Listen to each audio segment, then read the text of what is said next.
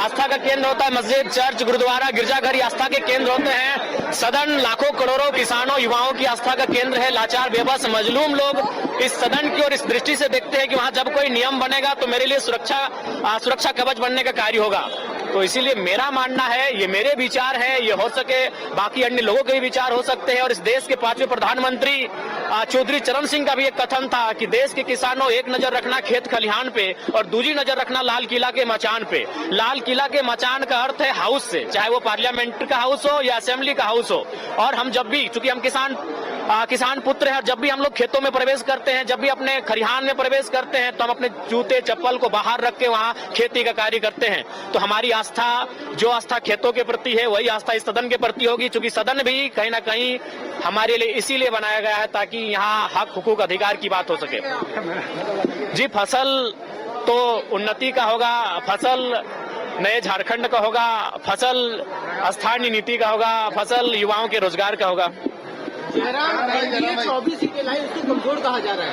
अकेले जयराम कैसे सामना करेंगे 56 विधायकों का? देखिए, मेरा मानना है कि एक रहें चाहे 100 रहें, आपकी संख्या मायने नहीं रखती है, आपके विचार मायने रखते हैं। तो जब मैं अपने तर्कों को यहाँ प्रस्तुत करूंगा, वो तर्क तमाम आपके चैनल के माध्यम से पूरे राज्यवासी देखेंगे तो उनवे तय करेंगे कि जयराम महतो अकेला अपने जो बातों को रख रहा है वो 56 पे भारी पड़ रहा है या फिर 56 उन पे भारी पड़ रहे हैं, वो राज्यवासी तय करेंगे। आपके अलावा 80 विधायकों में बेहतर कौन लगता है आपको? देखिए, अभी ये मेरा पहला दिन है। जब मैं उनके साथ बैठूंगा, मिलूंगा, उनके व्यवहार का आकलन करूंगा, उसके बाद इस निष्कर्ष पे मैं पहुंचकर बात करूंगा।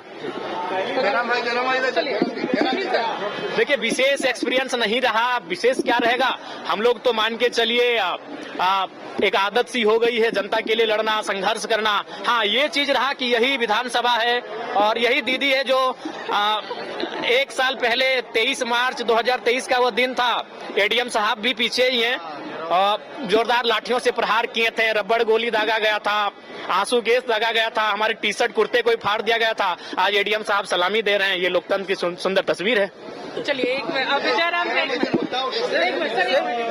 सिर्फ सलामी पाने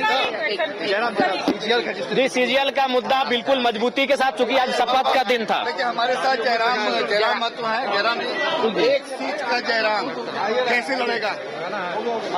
लड़ने के लिए जज्बा होना चाहिए, सीट मायने नहीं होना चाहिए लड़ने का। उसके लिए आपके अंदर निष्ठा होना चाहिए, आपको भयभीत नहीं होना चाहिए। आप 1 सीट से चुनाव लड़ लेंगे। हम तो बिना सीट के लड़ रहे थे, हम तो सड़क में लड़ रहे थे, हम तो सदन के बाहर भी लड़ रहे थे, तो 1 सीट से ही हम लड़ लेंगे। मुद्दों की आवाज जो आप बार बार कहते रहे, सिद्धांत पर लड़ते हैं, क्या सिद्धांत पर चलने के लिए सत्ता जरूरी नहीं? बिल्कुल जरूरी है। मैंने अपने इंटरव्यू में भी कहा था कि सिद्धांत और सत्ता दोनों विपरीत दिशा में है, लेकिन कभी कभी सत्ता को हासिल करने के लिए आपको सिद्धांतों का त्याग इसलिए करना पड़ता है कि आपकी जनता आपको सत्ता में काबिज होते हुए देखना चाहती है, क्योंकि जनता की समस्या का समाधान सिद्धांत से नहीं, सत्ता से होगा। 5 साल में कभी ऐसा भी मौका आएगा कि आप सत्ता के साथ हो सकते हैं?